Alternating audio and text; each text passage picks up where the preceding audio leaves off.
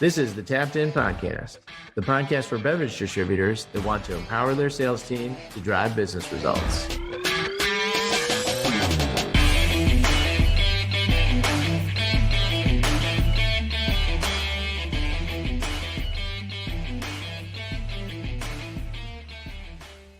Listen up and welcome back to another episode of the Tapped In Sales Podcast. I'm your host, Bud, here with Data Mike and Moneyball Ross back again. I think we've settled on that Data Mike conversation, or that Data Mike for you, Mike. So I think we've stuck with that. It's survived a couple of them. Yeah, when you call me Data Mike, I always think about the Goonies. Remember Data from the movie Goonies? And that was on this weekend. Data, slick shoes. It's like Inspector Gadget. You know, he has all the things in his trench coat. So every time you say Data, I think about that. And it was on this weekend, and I kind of Data chuckled. Mike. Data Mike. Slick shoes. We need to get you a little like go-go gadget outfit. It'll put a pocket protector for on-sites, my man. Yeah, man. Trench coat with all the cool things in there, flashlights, right? You'll have to go back and watch the movie. So a funny story, that was filmed just south of Astoria, in Astoria and just south of there on the Oregon coast. And that is where I'll be next week, about 10 minutes from where that's filmed. Oh, that's awesome. That was out by Animal House, was filmed in Oregon too, right, Ross? Was it? Yeah, definitely Free Willy was. And that's a classic, you know. You really owe it to yourself for that one. Great kid movie. So's the Goonies. Big kid movie weekend. My kids love the Goonies. They started watching it at a very young age, probably way too young, not a good parenting thing, but they loved it. I can't with that movie. I don't understand it. I don't get it. You don't get it. Where's your sense of adventure, Ross? I just enough of adventure without that kid's voice. I mean, for me, like you can see my upbringing of that. I'm like, oh yeah, Eugene, Oregon is where Animal House was filmed. You know what kind of movies I was given to watch as a child. And so those of you who know me know more about why I am the way I am now. So. Yeah, it's on brand. Right on brand. Yep. I love it. Well, this week we are going to kind of dive into incentives. And when we say incentives, we're specifically talking about those supplier incentives. And the inspiration for this week's episode is one, listener question around, hey, you knuckleheads see a lot of different supplier incentives out there across what you do at VXP. Where are your best practices? What have you heard that is working and what have you heard that is not? We definitely have opinions about that. And then two, we've said this on a couple episodes too, that tough Q1, not necessarily a bounce back for everybody yet to date in Q2. That will lead suppliers to bring resources to bear to move the needle in Q3 and Q4. And we might have a very active Q3 and Q4 for incentives. We thought this would be a good opportunity to share some insights on what we see is working, what we see is not working, maybe take a little bit of an inversion approach and say, if I were to wreck a brand with an incentive, and if I were to drive a wholesaler sales rep nuts, how would I do that? If I wanted to make it as worst as possible, how would I do that? So let's start with one of the first things is like, one of the worst things you can do for your supplier incentives is make them incredibly complex. Questions like multi-layer rules, qualifier, house goals, you must do this, you must do that. Things that can overcomplicate it and make it very difficult to communicate is the first thing that I would do if I wanted to screw up a supplier incentive. So Mikey, Ross, let's start it there, boys. I love it. Yeah. Go ahead, Ross. Go for it, Mike. I was just going to add on to what you said. I mean, yeah, how do you wreck a brand? Does your spreadsheet have 17 columns for that brand specific incentive, right? Is it this week it's $5 a case, unless it's on display, and then it's $8, unless it's a 30 pack and then it's $4.50. Right. I mean, that's just how you're going to lose the entire sales team, in my opinion. They're just going to not really follow. They're not going to know what they need to do. If your incentive plan needs its own PowerPoint presentation, it's not a plan. It's a hostage negotiation. Right. And if we're getting into that kind of complexity, we're seriously losing our reps. We're losing not only their interest in it, but they just don't understand it. And they're like, if I hit it, I hit it. Right. And we've talked about that so many times. Well, let's unlock the key to success. Make sure that the incentive is so complicated that no sales rep, SEC, or manager understands how it works or how you get paid. That's rule number one. Number two, make it so difficult that it's not trackable in any reasonable way. Make sure nobody gets reported out on the how it's doing.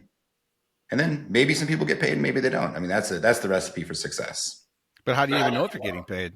That's the genius of it. That's what makes it. Keeps them guessing.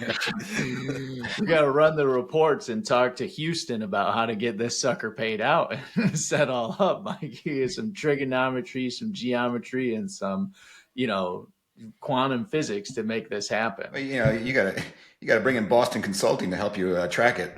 BCG, a little Boston Consulting Group in here for sure. So, like, what's a good example though for somebody that we've seen something as overcomplicated? And Mike, I'll kick this to you, as you've seen a couple things as a good formal example around what is overcomplicated, or what is a good outline of one version of an overcomplicated incentive. I think the simple answer for that is if there are multiple layers of payout based on criteria. And that criteria could be anything. It could be how many cases you sent in, how many pods were sent into the account. Did we hit a house goal? Did we hit a team goal? Did you hit your own personal route level goal? Right. And then now the payout is changing with all of those criteria. And that gets very complicated too, because now it's like, ooh, I don't know if I hit the house goal, or I don't know if I hit my route goal, and how many of those pods that I send in, did they count as new? Right. There's so many layers there of confusion and complexity that I think, and the short answer is that, right? How complex is it? Because if it's straightforward, do this, I pay you, you're just going to see better results because it's straightforward. I know what I need to do. It's this, and I know what I'm going to get. It's that, right? I don't need to do this and that and this and that just to get my $1 or $2 or $10. Ross, don't you think some of the challenges is that suppliers come with these incentive mindsets in a vacuum? They're thinking about how to garner attention from just their brands, when in reality, the real key to the problem is that they have to gain attention for their incentive versus many other incentives at the same time. Yeah. And that is the real challenge with the complexity. And that you got to believe that, like, they're just thinking about it in a vacuum in their own little world, right? Yeah. Do you have that picture that I gave you of a supplier coming in? I do. Yes. This is how every supplier gets started and is excited to share their, kind of like outline of what they want to focus on, right? For those that are listening, it's the what's this from?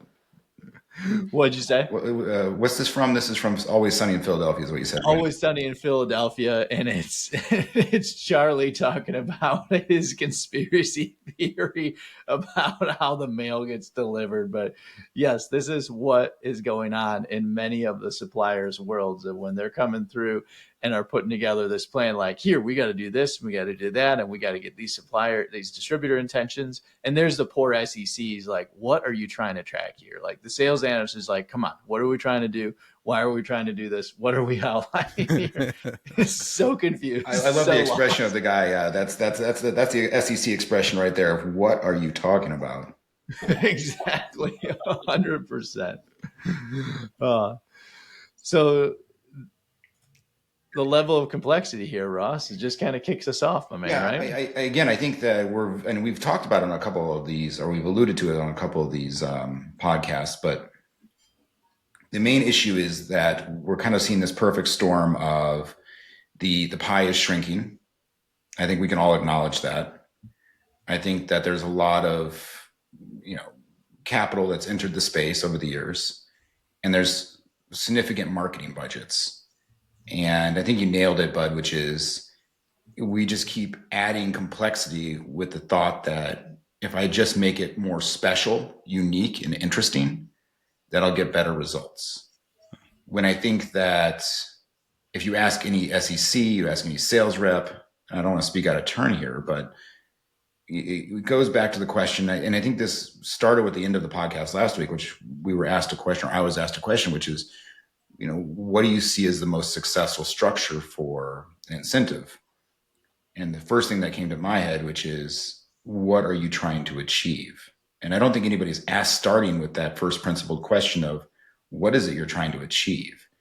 If it's just to throw money, marketing dollars, and do the most interesting thing that you could possibly imagine, is that what you're trying to achieve?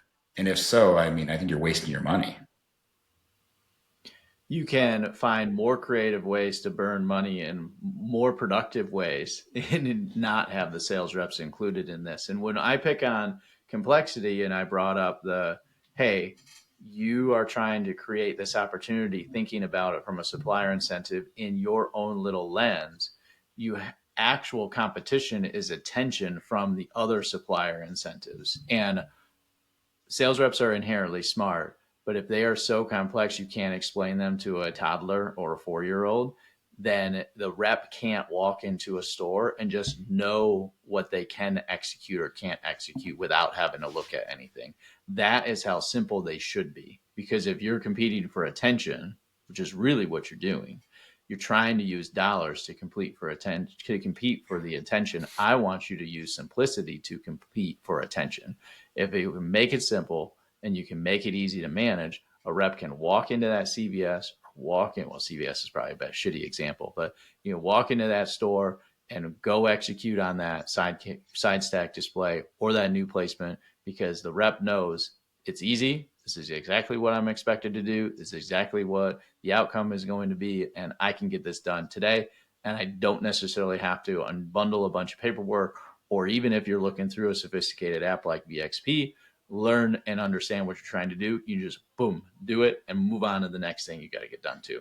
We can have a conversation around how many of these incentives are in there, but let's just assume we're talking about a distributor that has quite a few. And I've observed the behavior is go through and say, yes, yes, yes, yes, ignore. And the question is, how do you get on the list of yes, yes, yes? And I sure as hell don't think it's a house goal. That's immediate shutdown for me, or at least what I've observed. So, and Mike, you were going to go there, so maybe I teed you off there. Yeah, I wasn't going to go down the avenue of house goal, but we could definitely land there. But starting back to what you first said, Bud, is like simplicity, right? You walk into the account and you just know, if I sell in this product and it's new, I get paid. You don't have to go back and look at your email or however you see your incentives, right? Whatever tool you're using to see your incentives, whether it's a shared drive or VXP, and then have to go back and read all the criteria for it. That takes time.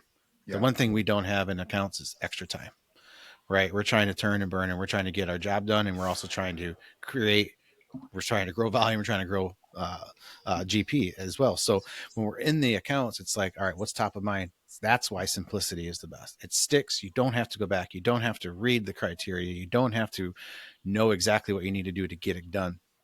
Ross's point, right? Pick this, pass. I see a lot of clients picking everything that's thrown at them and usually it's, well, I don't want to pass up on any dollars for my reps. I want my reps to be able to earn as much money as they can this month. If the supplier's throwing money at them, I want them to be able to get that. The other thing you don't think about is most, and I'll say most because not all, but a pretty good percentage of these incentives were co-opt. So it is your dollars too. Yeah. It's not all the supplier's dollars. Very rarely is it 100%.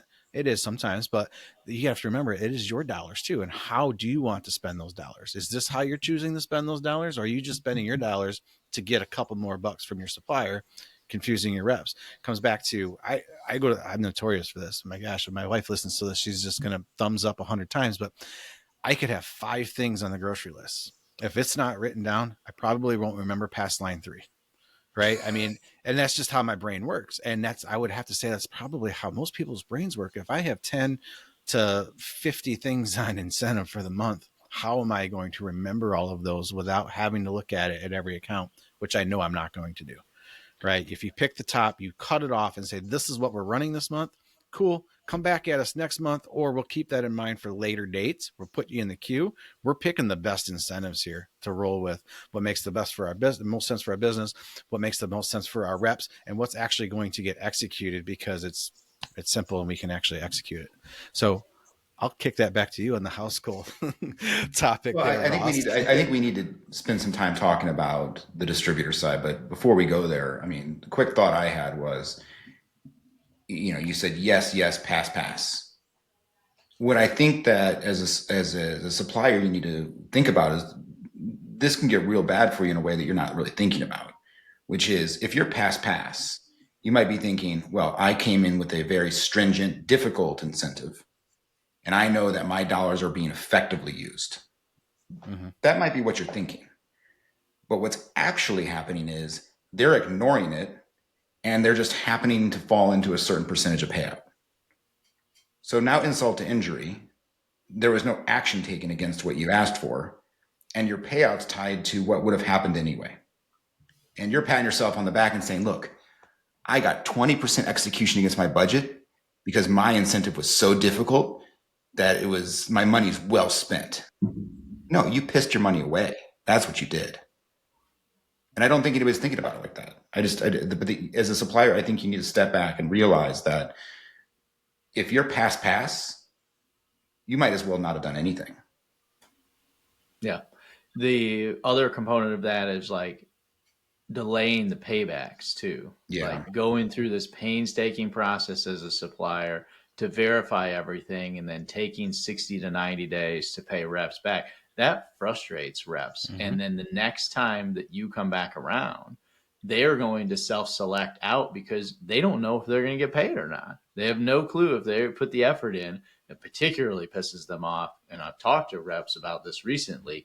If they do the effort and they do focus on it and then you delay or don't and they have to fight you to get the payout, that really pisses reps off. I mean, and then they opt out. I mean, reps complain about VXP in that it's like 1 day delay for journalization. I'm writing the order today and it's not real until the truck delivers it.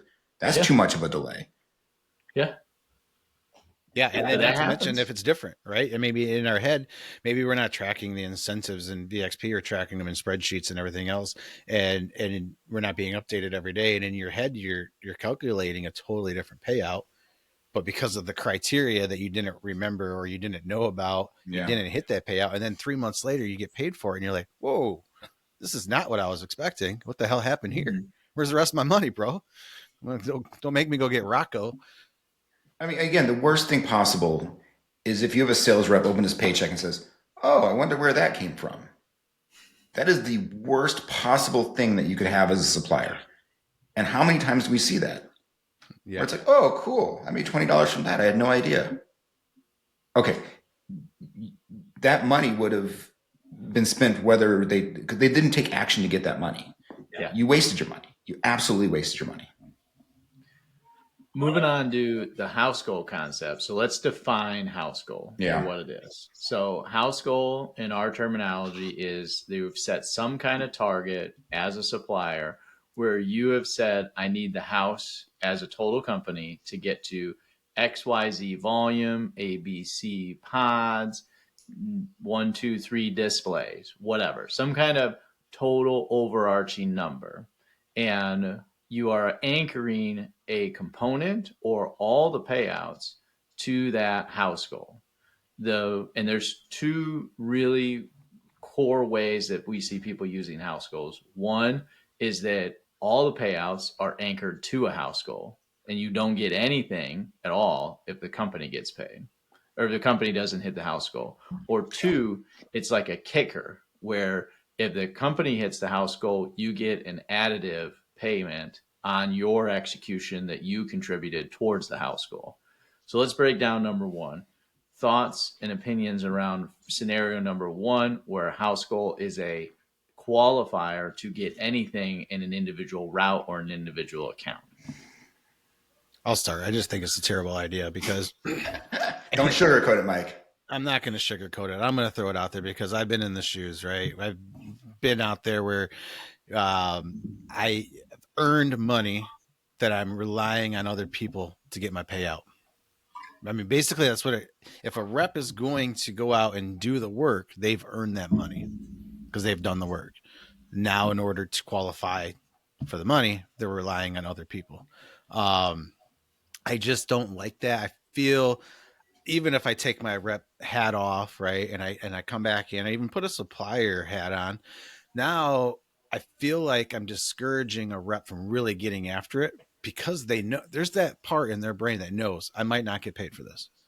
I'm going to go out there and really do this work. It's like me saying, hey, I'm going to pick up a job on the weekends. I'm going to go work for a roofing company and I'm going to be on these roofs and I'm going to lay shingles all day long. But if my whole company doesn't do X amount of roofs this summer, I'm not going to get paid for my work. Why would I show up and do all that extra work knowing that, hey, a portion or all of my payout may not be coming, right? And I feel like the reps get that, and there is a portion, there's a little bit of reserve. They're holding back of what could actually be executed if there wasn't that house goal qualifier. So you're kind of we need to ask ourselves why are the suppliers doing it? But maybe you jump in there and opine on what you think. The why is where I come back to too, is what is the first principles of what are we trying to get done? And the reason why suppliers are doing house goals is that they need a minimum return on investment. They need a minimum amount of sales absolutely to actually be able to afford the payouts that they've laid out. And that's what they're looking for. So they know that if I sell XYZ number of cases to this distributor for this period, then I can afford to pay the $5 a pod or the $2 a pod or the $10 per display or the 50 cents per case in terms of sales or whatever. Like that is why they're coming up with the house goal, is they need a core solid return on investment for the dollars that they're going to contribute to the incentive. That's the why they're showing up. Mm-hmm. And they have budgets to hit too, right? They have volume budgets. Mm-hmm. Each rep, each area manager is also going to have a budget that they need to hit as far as cases and volume. And I think that goes back to, what are you trying to achieve? And if it's, I need a certain return on investment and I have a certain amount of dollars to spend, and obviously I want the reps to execute against it, I want the results, you need to start with those as the starting place. I mean, I don't necessarily love break the bank, but that's another way to achieve the same type of result, wouldn't you say? It's a much fairer, organized way to achieve the same result too, of that I have this many allocated dollars to it. And it's also somewhat of a foot race then too, because it's those who achieve the first get the most, mm-hmm. and those who wait or delay get the least or have the lesser of an opportunity. I mean, I think that's your answer to a strict budget I'm coming in with. But the other type that you mentioned, which is ROI, return on investment, what's our suggestion there? I mean, how do you analyze a proper return on investment?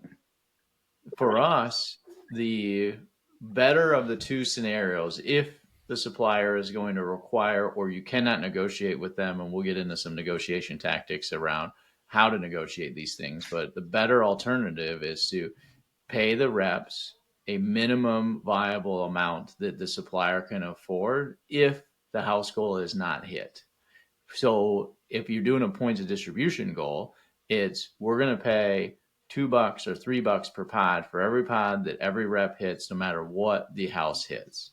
If you want to do a house goal, or if we're required to do a house goal, or you can't negotiate out of it, the house goal must become a kicker. Mm-hmm. To Mike's thought and to his points above, is that it's just bad culture to not pay people for the work that they get done and allow everybody to rely on somebody else for the collective payout as a whole.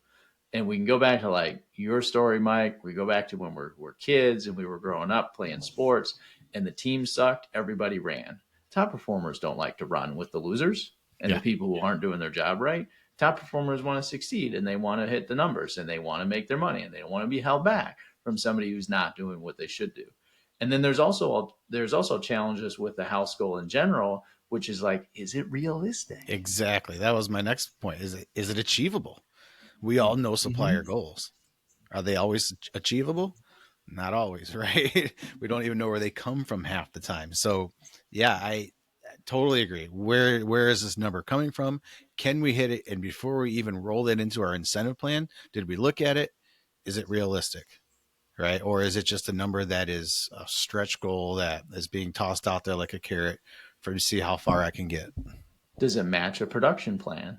Yeah, My favorite supplier goals is they line up with a production plan and or a split plan of how they're going to split their products up from vessel to vessel. Mm-hmm. Ross, did you have something you were going to add, my man? I was going to open up a rabbit hole to some degree. I'm questioning whether I should. Questioning whether We you love should. rabbit holes. I mean, you've now wasted your, one moment in the sun, because if it's not achievable house goal. Second of all, you need to also ask yourself potentially why you're suffering in that portfolio, right? Is there other variables that are leading to performance as a brand or a supplier that isn't in line with, let's say, other distributors or where you want to be? And a lot of our distributors are focused, for example, on margin. And you may want to think about, at least in the context of people that are thinking about profitability, where you stack up against competitive offerings. And again, I know that's not what this conversation is about, but if you're not getting the results you want and that house number is where you want to get to, simply putting some draconian number out there of what you want to achieve and having everybody ignore it is probably not the best way to achieve what you want to achieve. And you need to have a different conversation with your distributor than the conversation of, I've got money to spend, but this is where I need you to be. It's just, you don't get from there to there. It's a leap that has no basis in reality. If you're a supplier listening to this and you're like, okay, what should I have an underperforming distributor. I can do nothing about it or I can do something about it. Where do I start? And if you're listening, thinking about that, the very first thing that I would do is try to figure out who the peer distributor is from a socioeconomic size, complexity, scale of that wholesaler that you feel like you're underperforming with, and compare it to somebody else who is in that same wheelhouse from a socioeconomic, from a size, from a positioning, geography wise. And are they really underperforming, or is it something that your gut is just telling you that you think they are?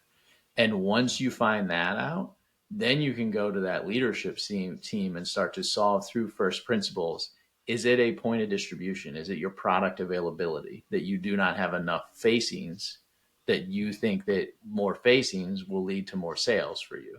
Is it a velocity issue where you see that your rate of growth or your rate of decline is vastly different compared to a peer or a neighboring wholesaler? Or is it your lack of display space where you don't have enough display space, or you think you're way behind on display space versus your peers? That's where you start with. I think it's important to ask questions, and I think it's important and have some humility there. I think what is the idea that asking questions is an important sign of intelligence, and you need to ask those people that are on the ground as to what they think are the causes. Again, if you're underperforming versus a neighboring wholesaler, and just coming in and saying, I've got money, these people aren't listening to me, I'm going to go around them and I'm going to go straight to the reps and I'm going to get the action I want to have happen. No, you are missing vital pieces of information that you need. And yes, maybe an incentive is the right action, but you need to understand the root causes as to why you're underperforming before you can effectively deploy that capital. Yeah, couldn't agree more. And I think it was just a couple episodes ago where we were talking about suppliers and getting out in the market, knowing your distributor, right? Getting out, if you're the sales rep for these suppliers, getting out and knowing your distributor and riding with their reps, walking into these accounts. Why? And this is where it's going to come back to the why. Why are we struggling here? Right. And that will answer a lot of those questions. It comes back to, at our distributor, I'm not going to name any names or positions, but there was a certain individual that would just assume that everything sucks based on a number without knowing the total picture. You look at a number, everything sucks. This is terrible. It's going, whatever it is, without knowing the whole entire picture. If you know the whole entire picture, then you can look at it from the top down. No, okay, well, this is the root cause. This is what we're attacking first. Here's our game plan. Here's our POA. We're going after it, right? I think the other thing too, and you started talking about it a little bit, Ross, is the products. When you take that step back and look at what are the products that they're offering, is it an inventory issue? Is it an ordering issue? Do they have the right lineup? I've built a couple of objectives and incentives and actually talked with a few clients. And I did notice there was a particular brand that was struggling versus what I see in other parts and with other clients in other parts of the country as far as trends. And I was shocked. I was like, ooh, this is really growing in other places. Why is this so soft here? And I was really taken back by a little bit that they sold of this brand. And I looked at the flavors or at the brands or the different packages that they carried in this and totally saw right away missing a huge opportunity, missing the big boat here because of what you're offering, right? And that could come down to the supplier too, of like, hey, I know that you've been stuck with these core brands or these core flavors of our products for a while and you're rocking and rolling with them, but I really think it's time to cut ties with a few of these. Let's freshen up with some new ones, right? If you're locked into a certain amount of SKUs of what you want to carry, let's freshen it up. This is what's doing good everywhere else. And I was really surprised that supplier hadn't already said that to this client. But that's a key piece too. And that's knowing your supplier or knowing your distributor. Asking a question. Asking questions. Sign of intelligence. Sign of intelligence. One of my favorite phone calls I ever got was from another wholesaler in Michigan on New Belgium, and how our sales trends at Atlas were so much different. And the other wholesaler called and said, well, I just got hit over the head with your sales trends, and I want to know what you're doing differently than what we're doing. And the question I first asked was, well, what are you selling for 19.2s? And they're like, we have 2 flavors. I'm like, cool, we have 7. There's your problem. Mm-hmm. Like that alone. He's like, seriously, you have 7? I'm like, yeah, and it's like 40% of our business too. So how far? And then I said something that's smart ass, and it's like, how far off did he say your sales trends were from us? And he said like 25%. I said, okay, your probably base is 40% smaller than us too, because you only have 2 and we have 7. Yeah. So yeah, all the math lined up. If you're watching a brand, it's funny because in other parts of the country or other distributors. The thought just came to me here. Like we've been saying on the last 4 podcasts about, you need to be, as a sales rep, you need to be responsive to what the market's telling you. And what you said, Mike, got me thinking, same thing here, right? I mean, as a DM for a supplier, yes, you might have national objectives, but if you want maximum sales, I think we get the same logic applies here. Wouldn't you say? Yeah. That you need to respond to what's happening on the ground at your distributor. Yeah. I mean, I'm not even that supplier, and I could from the outside look in and go, you have none of the, we'll call them brands for the supplier, that none of the brands that are actually doing well across the country in other markets and other distributors that the fire is behind.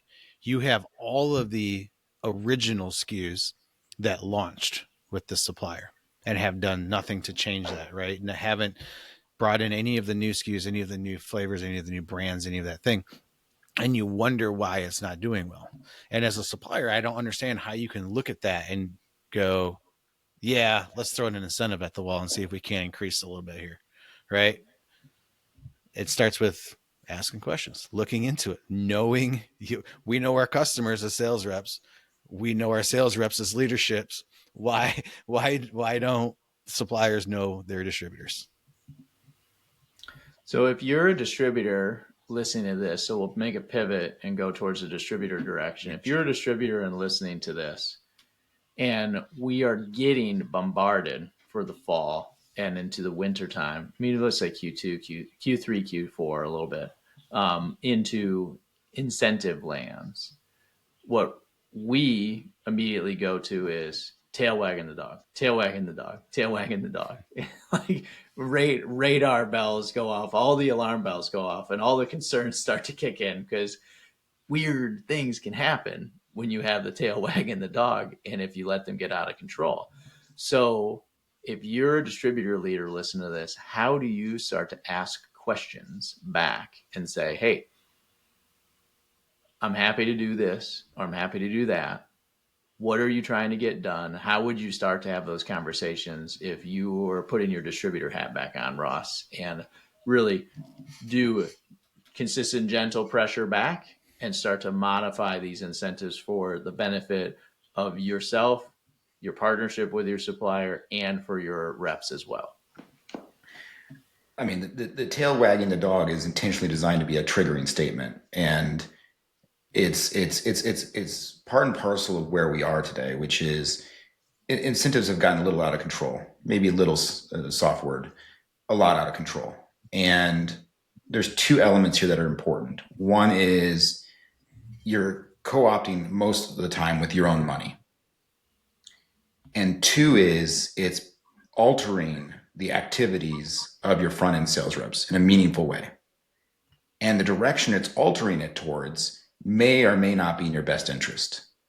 So two main things here. One is what we're doing driving a direction that is to the benefit of the organization, i.e. the distributor?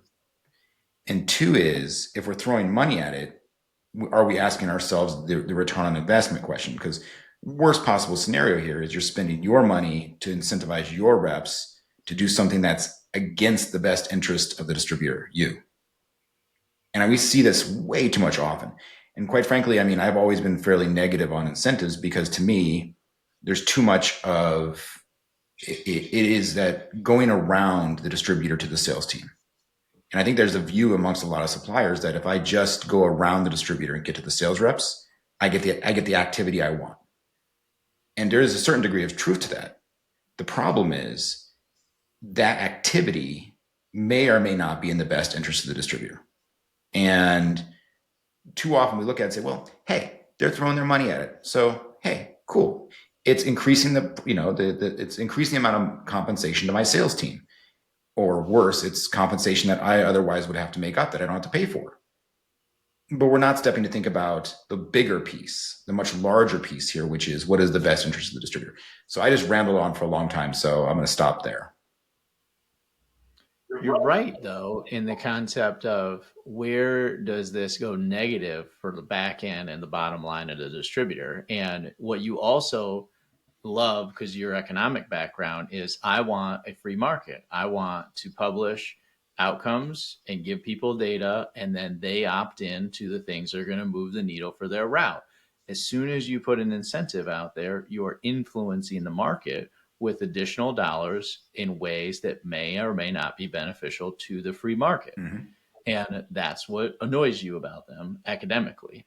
And that's the reality of what an incentive is. So, Mikey, when you're working with distributors, how are you getting them down a wavelength of starting to push back and say, re-engineer this, or just saying, we're going to engineer this for you to meet our expectations of what we need to get done too? Yeah, I think it all starts with the reminder of this is your business, right? This is your company. I think as distributors, it's engraved in our brain since we become distributors, right? Maybe it's our dad's company or grandfather's company, that the suppliers run our business. Well, why are you doing that? Because that's what they want me to do. This is what we need to do, right? Because the big suppliers that are our main suppliers back in the day, that was it. I mean, I remember first starting at Atlas in 2000, and that was, this is what we do because of this, right? And we feared when brewery reps would come into our building because we feared that something might be wrong, not up to their expectations. So I feel like that still goes way back, and that to the time of, okay, a supplier says I need to do this, I better do it. And I think it's that mindset of, I don't like that. This is my company. This is my business. This is the way I want to do it. Let's negotiate that. And I think it all starts with that, of breaking that old habit of whatever suppliers say goes. And I'm not bashing suppliers if anybody's listening, but it's coming back down to, like, this is a two-way street. It's a two-way street. And if I don't like exactly what you set up the first time, let's talk about it, right? Let's change it up, because I see a lot of the same incentives from coast to coast, north to south, basically telling me that it's a one size fits all cookie cutter incentive. No matter what part of the country you're in, no matter what size of the wholesaler it is, no matter what the demographics may look like, right? One size. And we know incentives are not cookie cutters. they all need to be tailored to what needs to get done. What are we trying to achieve? Back to that principle. What are we trying to achieve? Is it to grow pods, distribution, volume? What is it coming back to that? So I think it all starts with that of knowing I don't have to do everything the supplier says.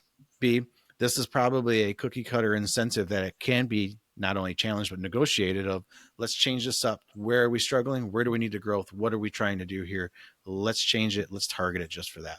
And I think once we get past that, and even when it comes to building some of the incentives too, because a lot of the people that are the naysayers or the yaysayers when it comes to incentives that are being presented by suppliers are not the ones that are building, tracking, or even looking at the results sometimes, right? They're just like, hey, they threw this or at us. trying to execute on them either. Right.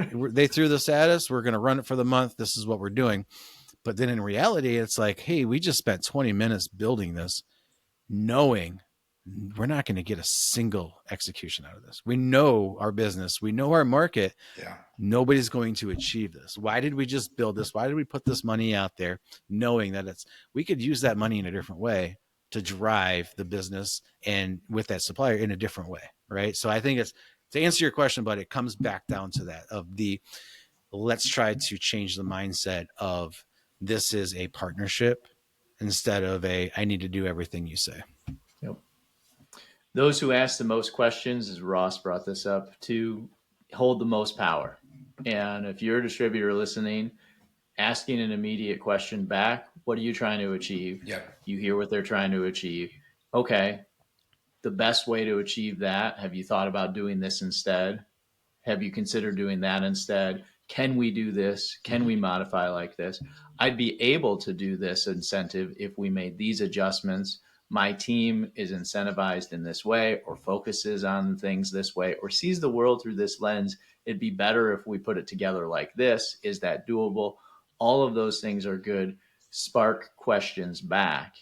And you will be surprised at how quickly you can start to change the outcomes on these things if you're willing to just ask one or two questions. Because there's very rarely are these things, yes, they are cookie cutter, but very rarely are they set in stone. They are much more driven. They're much more drawn in sand. And with the slightest bit of wind, they can be blown away and be completely changed again. Anything else we want to touch on this topic, crew? I was going to say, just pull out of what Mike said. I mean, there were some very important nuggets in there that I think we need to hammer home. One is, it's your business. Remember that. Mm-hmm. And I don't know how many times I've had to, in my head, or said it to people, it's your business. Remember that. If somebody's giving you money, it's never free. There's nothing free in this world, right? So remember that just because there's money on the table doesn't mean you have to pick it off the table. Or the next piece is finally, which is again, the first principal question is, what are you trying to achieve? And the last piece is, you are the steward of that brand in that territory and that supplier, and we are partners. It is important for us to make sure that we're also protecting our suppliers' interests in that they're not spending the money in reckless ways. So if you can spin it around to say, well, one side say, yeah, it's my business. The other side too is it's your supplier's business too, and you owe it to them to ask the question of what they're trying to achieve and help them try to achieve it. If they're going to spend money and you're going to spend money, it probably should be used in an effective way. A little creative friction in a business partnership is never a bad thing, especially when most of the time, Ross, it settles back down into that. We're like 95% on the same page. The last 5% of how we execute on using these dollars as efficient as possible in this market, that's the most important piece, is just how do we take it and make it the best it can be. And that's not that far away from being 100% consensus and moving in the right direction as well. So other topic we wanted to get through today too is big news out of California, kind of a seismic shift in distribution. RNDC has left the market or has left the building. They are going to be moving out of California. RNDC, Republic National Distributing Company, is the number 2 alcohol wholesaler in the U.S. They will be exiting California by September 2nd, 2025. This is a big deal for wine and spirits brands, not so much for beer brands. Some of the challenges that RNDC has had is that they lost Tito's, they lost Sazerac, and they lost Brown-Forman, all out in California. And I think universally to the Reyes network as well, if my newsman hat, we got hard-hitting journalists around here, right? Say. My recollection remembers as well. So as those core brands have left, that is going to leave a ton of things in its wake. Some things that I hadn't thought about yet either is that hundreds of wineries will be impacted. RNDC sells a ton of wine out there. It's going to be winding down right into 30 days before October, November, December, right in the heat of the key selling season for wine. You have some alternatives. If you are a supplier out there in wine and spirits, you could go to the California Beverage Solutions, which is the 7 basically Anheuser-Busch wholesalers plus the now Sunset Brewing or Sunset Distributing, which is the J.R. Hand operation that just combined Stone Distributing and Classic Distributing and the non-alcoholic business together and merge those two things together. So you could go with that direction. You could also go to Southern Glazers, Breakthrough, which bought, who did they buy Wine Group a few years ago? That's right. Breakthrough bought Wine Group a few years ago. You've got Henry Wine and Regal Wine, I believe, as well, or at least based on some of the research. So big shakeup. What do we think about this, boys? I'm holding my comment back. Holding your comment back. I mean, we can always it's a pretty small immaterial market. I don't know why we're talking about it. I mean, California only like one of the largest. California's always been so weird. I mean, it's just, I mean, we were on a call earlier today, Bud, where it's the WODs. I mean, they create gaps in the market. That's always been an issue. I mean, there's going to be, I mean, anyway, it's a weird market. You get a big fallout from it. You're going to have brands scrambling around. It also is really interesting that this is a testament for any distributor that's listening out there of how important franchise protection is. Because if you're in a state where you've got no liquor franchise protection or no wine franchise protection, this is the second largest alcohol distributor in the country with hundreds of millions of dollars in revenue, probably still on their books selling product. And there was no avenue for them to even exit the business through a sale. They felt, these are some of the smartest people in the business with running distributors. They felt it was just easier to shut it down and to give away all the brands and release all the brands than it was to even try to continue to operate it, because there's no clear insight to profitability based on the news, and or just release the brands so they can go do their own thing. It's crazy. So if you are listening and you're like, I want to generate more value, more economic value in my business, take this example and all of these moves to your local legislators and figure out ways to formalize your franchise protection in your state that you're in. Mm-hmm. A lot of beer is almost universally franchise protected, but wine and spirits, RTDs, wine in general, or spirits is very limited franchise protection across the 50 states. I mean, I think you just made an argument that the suppliers would sit there and say, why the heck would I ever want to operate in a world where there's franchise protection? Because I'm locked in. Mm-hmm.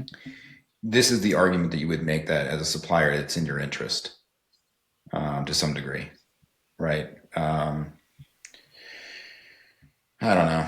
I mean, it's and the free market reason too as to why is this the way it is in California? Why is there so limited franchise protection? Is because the suppliers in California, there are so many more of them, with the thousands of different wine suppliers they have. California is the largest brewer per capita, I think, in the whole country. Still, they sell more breweries per capita than they have anywhere else. And you've got tons and tons and tons and tons of people connected into the business around the wine and spirit space too. with importers and with spirits businesses as well. They just have more power with the legislators in California than your traditional beer distribution group does. And that's why it is the way it is. And there's that old adage, people respect what they pay for. Mm-hmm. And if you're just falling out of RNDC and you're falling into Breakthrough, cool, they get you for free. And you're just another brand on the books. Whereas I've sat on plenty of calls where I've watched beer distributors purchase a brand, and their first thought is, how do I get ROI from my purchase? Mm-hmm. Yeah. How am I going to grow this brand so this was a smart financial decision for me to buy this? I have to justify it. I have to justify it. That's not a bad conversation to have. Well, we will see how it shakes out. Mikey, I'm surprised you didn't want to comment on this, but we will see where this goes from here for sure. Oh, and the other thing too that this does too, Ross, is that like RNDC is going to operate in still many other states, but they've set up these agreements that they have with tons of other states as well. So how may their separation and back out of California send ripples to their other operations that they have in other states too?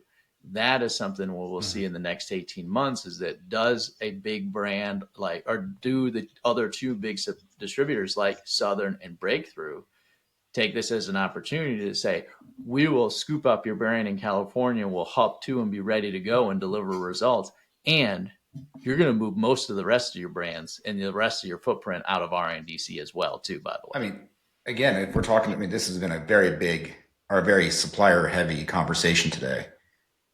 That's not a bad angle to take as a supplier. I mean, if you're looking at who you're going to go to in California, maybe you dangle out the carrot of, well, you know, if you do a great job here, maybe Nevada, you know, or whatever. I mean, you know. And where you can, because those deals are set up. We've talked about this. I mean, Mikey, I was looking at the podcast from like episode 41 where the Tito's news first came out. And that's another brand that RNDC lost. And that first news came out.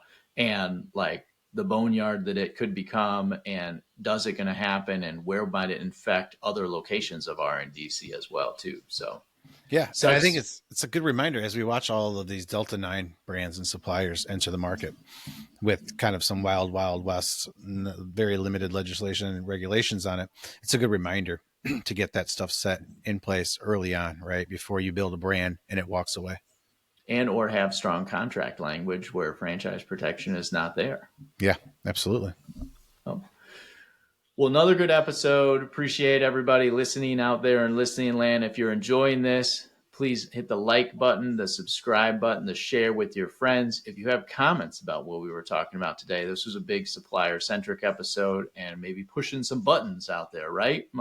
Boys, may or may not have struck a couple funny bones on a couple people, or maybe have some sharp elbows on this discussion. I know. We'll probably get a couple texts from some suppliers that we know that listen and be like, hey, man, what are you trying to do to us? What's going on? What are you trying to do?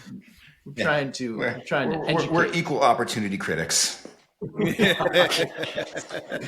are. We have picked on distributors, and we will continue to. And we've picked on suppliers, and we will continue to as well. So you're not safe.